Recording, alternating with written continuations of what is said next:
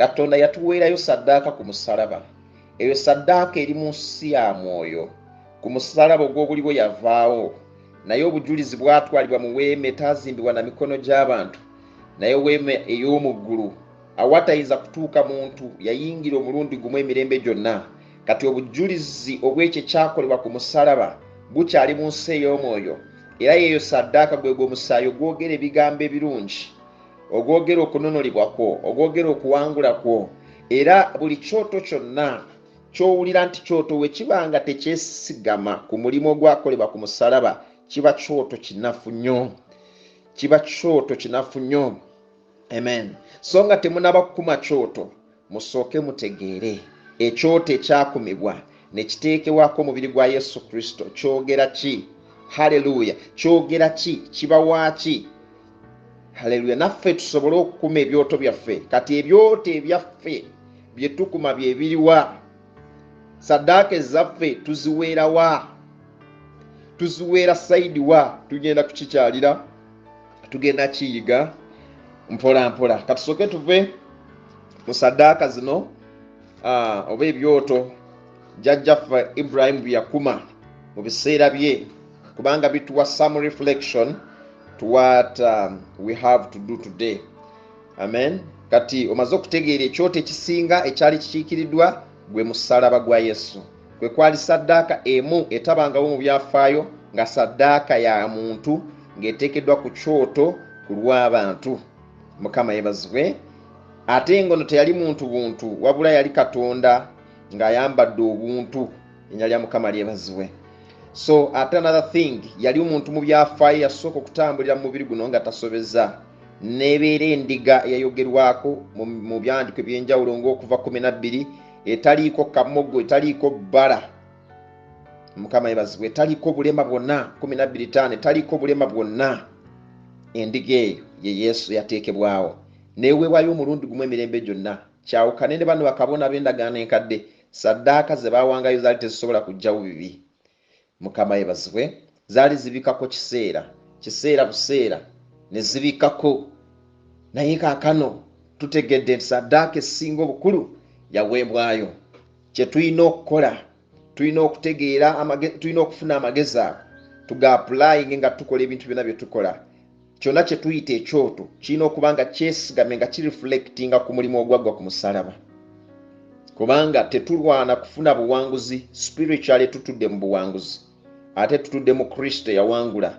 Now kati ekyoto kyaffe kyekiriwa kye tukuma, tugenda kiraba. Mukama yeebazibwe abaagalwa. Katulabe Abraham, tusome olubereberye 12 olunyiri litandikire ku lwokutaano. So the first altar Abraham built was the altar of promise.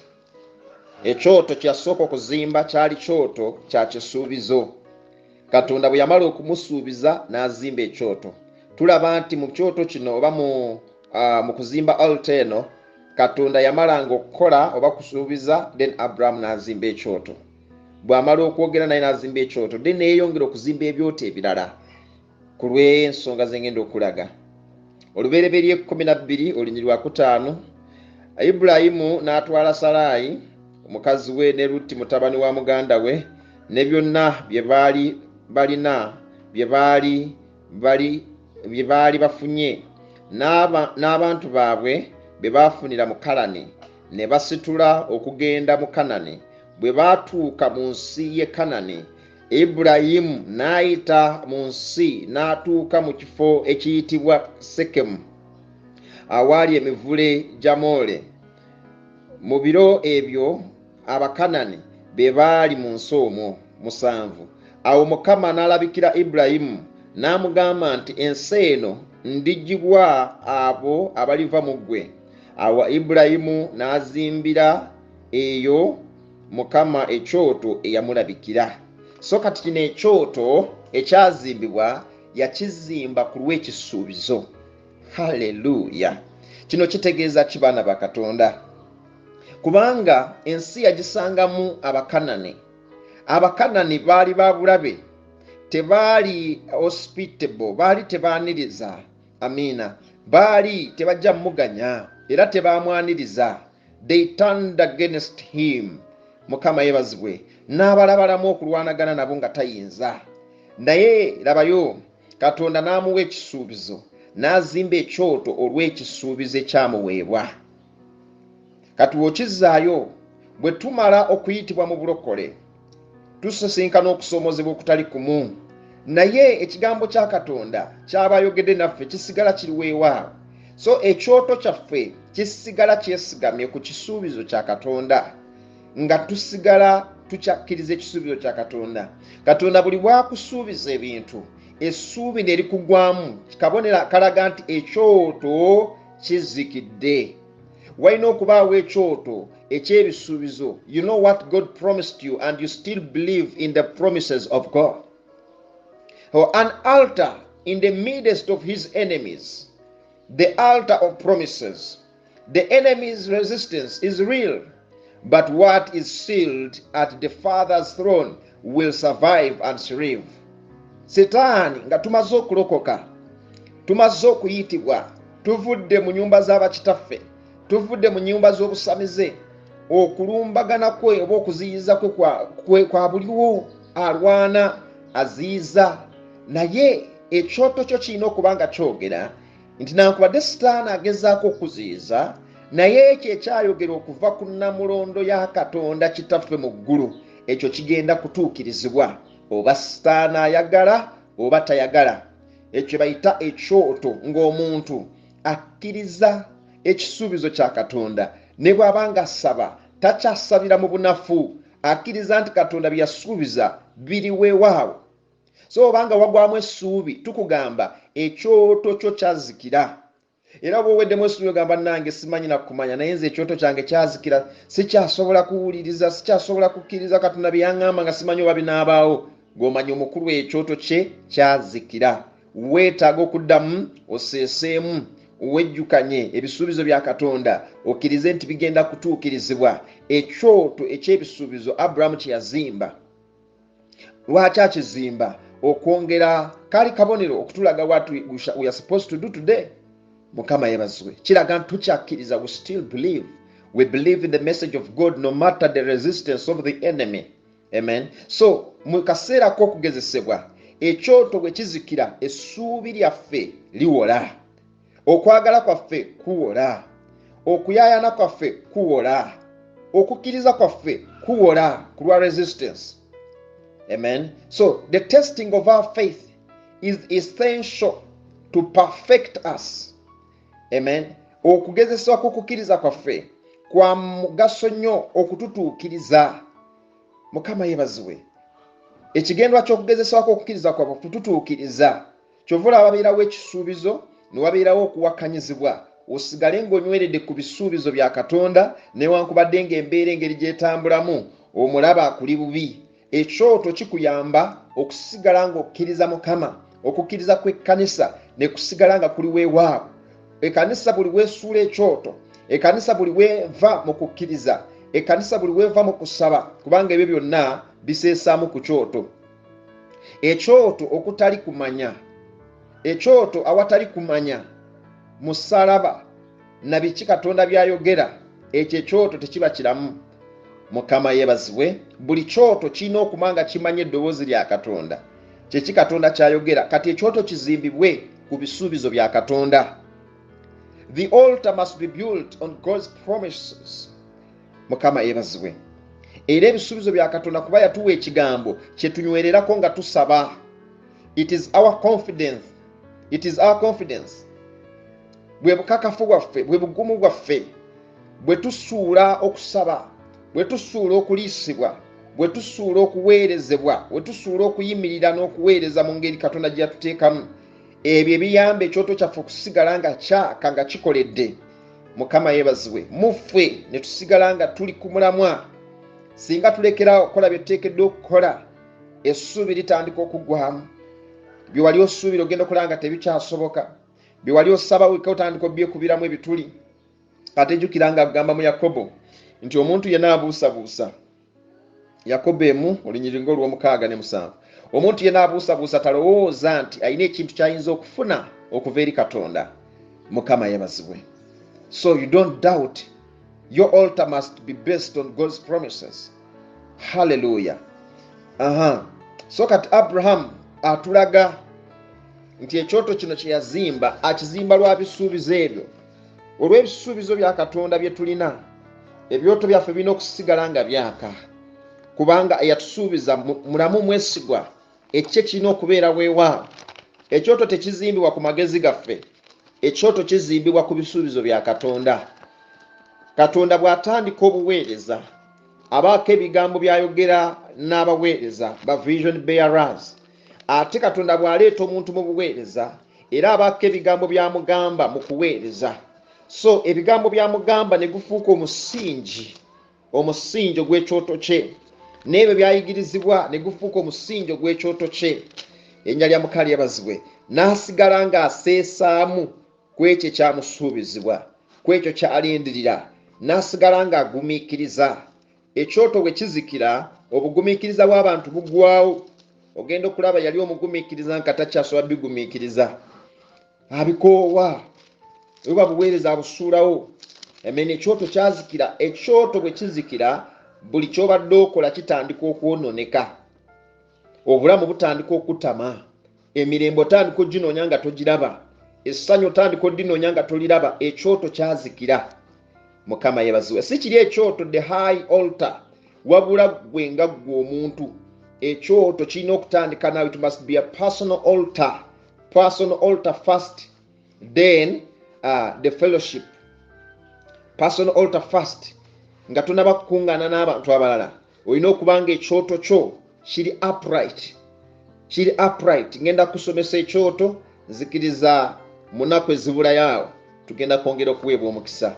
Timoseewo ekyokubiri essuula esooka, katubeeko kye tusoma.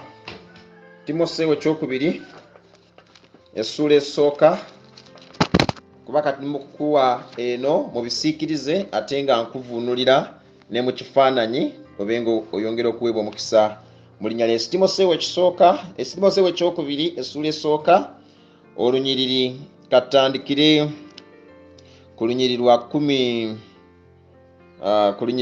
11. And of this gospel I was appointed a head and an apostle and a teacher. Ku lw'enjiri eno nafuulibwa omutume era ne nfuulibwa omuyigiriza. Mukama yeebazibwe. That is why I am suffering as I am. Yensonga lwaki mbonaabona nga bw'ondaba. Yet I am not ashamed. Newankubadde nga mbonaabona naye sikwasibwa nsonyi. Because I know whom I have believed. Kubanga manyi oyo gwe nakkiriza. Manyi oyo gwe. Lwaki Pawulo takweddeemu maanyi? Lwaki takwatiddwa nsonyi? Kubanga ekyoto kye kikyayaka. Ekyoto kye kyongera okumanyisa, kino okuzimbibwa ku kumanya oyo gw'oweereza, oyo gwe wakkiriza. Agamba, I know whom I have believed, and I am convinced that he is able to guard what I have entrusted to him for that day. Mukama yeebazibwe. Manyi oyo gwe nakkiriza, era manyide ddala nti asobola okukuuma ekyo nze kye namwesigisa. Oba asobola okukuuma ekyo nze kye namwesigisa paka ku lunaku luli.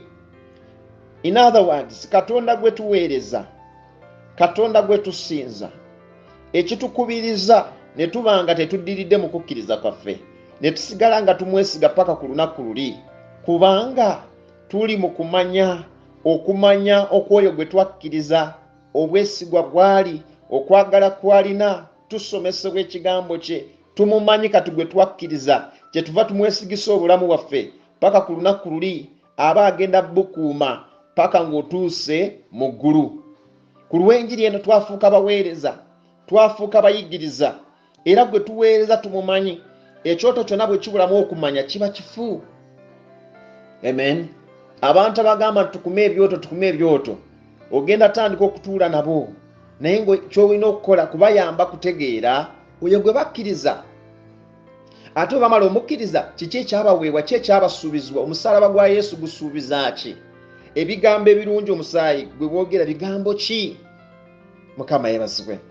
so ojja kusanga abantu nga bamala obudde bungi nnyo basaba tugenze kuma kyoto munayo naku lwa kutaano lwa kyoto tusabe kakati banange tugenda kusooka twenenye ku ebibi byabajjajjaffe tugenda kusooka twenenye ku ebikolimo byonna ebyabatambulirako twenenye okumala essaawa 2 ekyo ekyoto kifu kubanga tebamanyi kyoto kikulu kyekyakolebwako na lwaki kyakolebwako ate ekyoto kikulu kivaako bisuubizo ki eri ekkanisa so kati bwe twegayirira nga tukuma byoto byaffe our personal altars tuina personal altar tuina ministry altar amen tuina national altars so ebyo byonna bikolebwa naye nga birina okubanga bireflectinga oba birina okubanga birina amagezi okuva ku kyoto Katonda kyeyeteerawo ku lwaffe buli kyoto kyonna nga tekikkiriza ebisuubizo by'ekyoto eky'omusalaba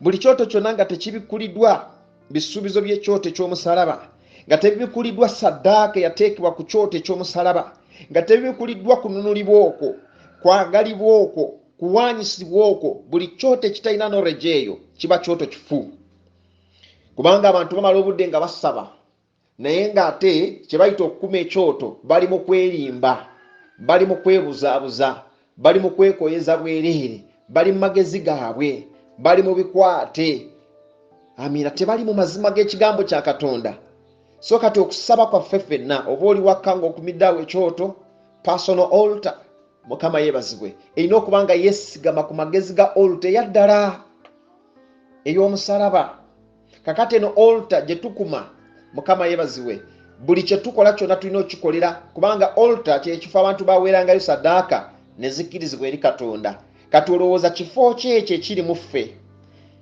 altar kyeyo eri mu ffe gye tuweeramu saddaaka ne zisiimibwa Katonda altar kyeyo funa okubikulirwawo mangu altar kyeyo olowooza nga sinaba kugyogerera ddala eyo gy'oweerako n'oba ne personal altar nga ku altar yeri personal kw'oteeka saddaaka yo oba abantu bakulaba oba tebakulaba naye nga kw'oteeka saddaaka zo kw'okubira essaala zo ne zikkirizibwa Katonda ku altar eyo kw'olina okubanga ennyimba zonna ze tuyimba zirina okuva ku kyoto Mukama yeebazibwe ennyimba ze tuyimba zirina okufubutuka ku kyoto zisobole okukkirizibwa Katonda tulina ekyoto ekyo tukiseesaamu kireme kuzikira tube nga tukyesigamako Mukama yeba kiri mu ffe mundagaano enkadde ebyoto byabeeranga mu nsozi naye njagala nkutegeeze Yesu bw'ajja alina ebigambo byayogera ebirungi Mukama yeebazibwe bigambo ki ebirungi byayogera tugende mu Yokaana tukyali ku byoto bya Abrahamu naye ndi mu kulaga promises zino zikumotivating okuma ekyoto kyoto ki ekiri mu ggwe ekyo tekikyali mu nsozi kati tekikyali mu Yerusalemu okusinza tekukyali mu Isirayiri okusinza kati Jesus Yokaana essula ya 4 olunyiri lwa 9 omwoyo mutukuvu nsaba akubikulire bino ebigambo tosobola bibikulirwa n'amagezi ga buntu naye omwoyo mutukuvu kubanga waali akubikulira ebigambo bino ejja lya Mukama lyebazibwe Yokaana 4:22 You Samaritans worship what you do not know. Mwabasamaria Yesu yali ayogera n'omukyalo Omusamaliya. Mwabasamaria musinze ekyo kye mutamanyi. We worship what we do know. Amen. Ffe tusinza ekyo kye tumanyi. For salvation is from the Jews. Kubanga obulokozi busibuka mu Bayudaaya. Mukama yeebazibwe. Kubanga obunabbi bwonna obw'obulokozi bwali mu ggwanga lya Isirayiri amateeka gaabwe ba Isirayiri 23. Yet at a time is coming and has now come when the true worshippers will worship the Father in spirit and truth, for they are the kind of worshippers the Father seeks. Amen. God is spirit, and his worshippers must worship in spirit and in truth. Our point we bikyukira ekyoto kyali kifo kya kusinza Katonda ng'okusinza kukolebwa okuyita mu saddaaka ezaweebwangayo ku kyoto ekyo ez'ensolo ze battiranga ku kyoto ekyo ne bookera ku kyoto ekyo okusinza ne kufubutukanga mu masavu g'ensolo zino evvumba eriwunya akawo akalungi ne lifubutukamu evvumba eryo erirungi ne lifubutukamu ne kuba okusinza eri Katonda. Naye kakati agamba nti ebiro bituuse ate enaku zijja ate zezino abasinza Katonda we balina okumusinziza mu mwoyo ne mu mazima. Jesus, we balina okumusinziza mu mwoyo ne mu mazima. Tebakyamusinziza ku byoto biri ebyali ebyabuliwo zi platforms ezateekebwangawo okusinza Katonda ne saddaaka. Kakati abasinza Mukama bateekeddwa okumusinza mu mwoyo ne mu mazima. N'agenda maaso ng'agamba kuba Katonda anoonya abo abasinza, abanoonya bunoonya, abamusinza mu mwoyo ne mu mazima, in the spirit and truth. Do you have the Holy Spirit? Then you can worship in spirit. If you don't have the Holy Spirit, you are still dead in the spirit. A dead person cannot worship God. Kyovula muntu atanaba kulokoka tasobola kusinza Katonda kubange talina kyoto kyasinzirako kusinza, kubanga mu mwoyo mufu bw'amala okukkiriza Yesu mu bulamu bwe aba amaze okukkiriza ekyoto mu bulamu bwe. Katotegedde ekyoto ekiri mu ggwe. Ekyoto ekiri mu ggwe ye Yesu Kristo mu ggwe. Christ Jesus become the altar. Rakoleketelerебosata. Because through Jesus Christ our worship is accepted. Kubanga okuyita mu Yesu okusinza kwaffe kukkirizibwa. Okuyita mu Yesu ekyoto kati ekiri mu ffe kye tukuma bakiyita Yesu Kristo, kubanga kwekyo kwe tusinziira okuwaayo saddaaka eri Katonda ne zikkirizibwa. Tusaba okuyita mu linnya ly'ekyoto ne tuwulirwa. Tusaba okuyita mu linnya ly'ekyoto ne tusonyiyibwa. Tusaba okuyita mu linnya ly'ekyoto emyoyo emikyamu ne gidduka. Tusaba okuyita mu linnya ly'ekyoto ne tutwala obufuzi bwaffe ne tuzibwa obujja ne tuba refreshed. Tusaba okuyita mu linnya ly'ekyoto raka balekota larama masendelebosaka. Spiritual worshippers are the worshippers the Lord thinks. Eno mu ndagaano enkadde baali bakyali ku byabwe, kubanga Katonda yeyanji Katonda mwoyo. Abamusinza bateekeddwa omusinza mu mwoyo ne mu mazima. God is spirit, verse 24, and his worshippers must worship in spirit and in truth. Tetukyalina kukwata ndiga tugitwale ku byoto tugisalire okwo twoche amasavu gaveemu nga worship. Nedda, kakati ffe nga ffe abakkiriza Yesu emyoyo gyaffe tuli balamu, twazuukiramu ne Kristo Yesu, tuyina Kristo mu bulamu bwaffe, tutudde mu ye, katuyita mu ye okuwaayo saddaaka eri Katonda, tuyita mu ye okugabira abaavu engoye, tuyita mu ye okugabira abayala ekyokulya, tuyita mu ye okugabira abayonte ekyokunywa, tuyita mu ye okusabira abalwadde. Ekyo ekyoto ekyo ekiri munda mu ffe bakiyita Yesu Kristo. Yesu Kristo abange ekyoto Yesu Kristo kiyinza okumegebwa bw'olina okuba ng'okyusa endowooza yo buli kaseera, ng'oza bujja endowooza yo ku kyoto w'okyusiza endowooza yo ku kyoto ne weekomolako okutya, ku kyoto ne weekomolako okweraliikirira, ekyoto ne kisiikuuka, ekyoto ne kimaamira, ekyoto ne kifuga, ne wabeerawo okusumululwa, ne wabeerawo okuwonyezebwa, ne wabeerawo okuyambibwa, ne wabeerawo okuyungibwa ku kyoto kino kye bayita Yesu. Rilekererebosata. Bwe twogera kukuma ekyoto individually olina okuba ng'olina ekyoto ekyaka. Kati bwe tusinkana nga ffenna tulina Yesu ne tukuma ekyoto kye tuyita ekyoto ky'ekkanisa, omuliro ne gwaka. Omuliro ne gwaka, abamu mukiraba ne mukolesebwa ng'ekyoto kikumiddwa kinene ng'akabonero akabalaga nti kati mwabeegasa awamu, kati musobodde okukola ekyoto ekinene eky'ekkanisa. Ffenna nga tureflectinga ku buwanguzi obwawangulwa ku musalaba ku lwaffe, nga tureflectinga ku mirembe, nga tureflectinga ku kutabaganyizibwa okwali ku musalaba, ne tuzimba ekyoto ky'ekkanisa ekitazikira nga kyesigamye ku bisuubizo bya Katonda ebyaweebwa ku lw'omusalaba, nga kyesigamye ku kigambo kya Katonda, nga kyesigamye ku mulimu ogwaggwa ku musalaba emyaka 12 egiyise, nga tetulwana bulwanyi kugenda kufuna buwanguzi, nga tuyima mu buwanguzi bwe twafuna ku musalaba okuziyiza bino byonna ebituziyiza kaakano. The altar, the place of worship. We worship now in truth and spirit. Kati ekyoto kyo tekirina kubaako lunaku nti ngenda kikuma ku Lwokutaano. No, divinity meets humanity through Jesus Christ.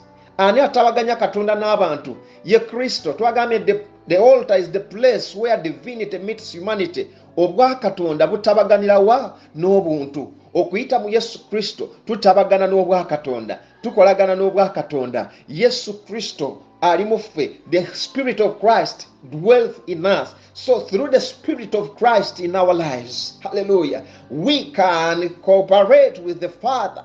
We can cooperate with the Father because He's the Spirit. So we must be led by the Spirit that dwells in us to become true worshippers of the living God. Mukama yebaziwe. Ekyo ekyoto ekitazikira, ekitasaagirwako. Mu biseera eby'okugezesebwa, omusomesa waffe atutendeka, omusomesa waffe omwoyo, nga tuli mu kaseera ka kugezesebwa, bamugamba obutwogera. Ekyoto kisalawo obutwogera kubanga Omwoyo Mutukuvu mujjukira nti ayogera byonna byawulidde bwa Yesu. Kati kino ekyoto kye bayita Yesu ekiri munda mu ffe, mu biseera ng'osoomozebwa waliwo bwe kisirika. Yesu nga tayogera naawe, ayagala oyongera okumunoonya, ayagala oyongera omusiikuula, ayagala oyongera onywezebwe, obeere musajja, obeere mukazi ddala, obeere disciple atasaagaasaaga, obeere disciple atakankana, obeere disciple anyweredde ku mazima. Osobola okwogera, osobola okusaba n'atakwanukula. Ekyo tekitegeeza nti olina kyoto. Ekyoto ky'omu ekiri, ekyo ekyoto ye Yesu. Ekyoto kya Katonda gwali musalaba kwe yateeka Yesu. Ekyoto kyaffe ye Yesu mu bulamu bwaffe. Bwe tugamba nti tukuma kyoto, twongera okukyusa endowooza zaffe mu Yesu, ne twongera okusaba nga tusabira mu Yesu, ne twongera okusoma ekigambo nga tusomera mu Yesu, ne twongera okuwaayo saddaaka zaffe zonna ku kyoto, ne tuleeta abaana baffe ne tubateeka ku kyoto ekyo. Ekyo ekyoto nga abaana baffe tubayisa buyisa mu kyoto, tubayisayisa mu kyoto nga tubawaayo eri Katonda, tubawaayo amaka, emirimu, tugiyisa mu kyoto nga tugiwaayo. Sente zaffe tuziwaayo okuyita mu Yesu, tuzimba ekkanisa okuyita mu Yesu, tugula ettaka ly'ekkanisa okuyita mu kyoto. Mu kyoto, ekyoto kirina amanya mangi. Okuyita mu kwagala kyekyoto, okuyita mu mirembe kyekyoto, okuyita mu kisa kyekyoto, amanya mangi. Okuyita mu luwazi kyekyoto. Tuwaayo tutya, tuyamba tutya. Ebyo byonna bye tukola, be directed by the altar, Jesus Christ. Twambala ng'ekyoto. Amen. Era ekyoto nga kyamaze dda okwaka obulungi mu bulamu bwo, kitandika okulagira okwambala. Abantu bonna abatamanyi kwambala, oba abambala mu ngeri eswaza erinnya lya Katonda, bwe kityo ekyoto kyabwe ye level kwe kiri. Mukama yebaziwe. Bwe batyo bakitegeera tebanaba kukibikkulirwa bulungi. Naye the moment oba neeyongera okubikkulirwa ekyoto kye kitegeeza, ekyoto bwe kinaatandika okufuga, togenda kuddamu kweyisa nga bwe weeyisa. Abantu abamu tubagamba kyuka, naye baganya okukyuka. Lwaki? Ekyoto tebanaba kukiganya kubakolamu mulimu, tebanaba kukyesigamako. Bye bakola tebabikola mu linnya ly'ekyoto, babikola ku lwabwe, babikola ku lw'ebigambo bawulira obuwulizi. Naye kyukira ekyoto ekiri munda mu ggwe, kisobole okukuyamba, kisobole okulwanirira. Bakiyita Yesu Kristo. Ebyo ebyama ebiri emabega w'ekyoto, omusalaba ne Yesu. Era omuntu yenna atamanyi musalaba na Yesu, olina okutegeera omusalaba gwakola omulimu ogwaggwa, ogutegeere. Omala ogutegeera, otegeere okubeera kwa Yesu mu bulamu bwo. Naki kye kitegeeza okuba nga olina Yesu mu bulamu bwo. Amiina. Osinzire ku ekyo okuweereza Katonda, okuyimbako kuve ku kyoto, okubuulirako kuve ku kyoto, amazina gave ku kyoto, embaga zive ku kyoto. Mujja kulaba abanaakola omulimu ogwo, abanaatambulira mu kyoto, abanaasiikuula ekyoto, abanaasabira mu kyoto. Mujja kulaba tewali maanyi gonna gakizikiza mu famire y'ewamu agagenda okukulemesa ogenda maaso. Tewali mbeera yonna w'okolera egenda kuziyiza, kubanga ekyoto kigenda kukulwanirira. Erinnya lya Mukama lyebazibwe.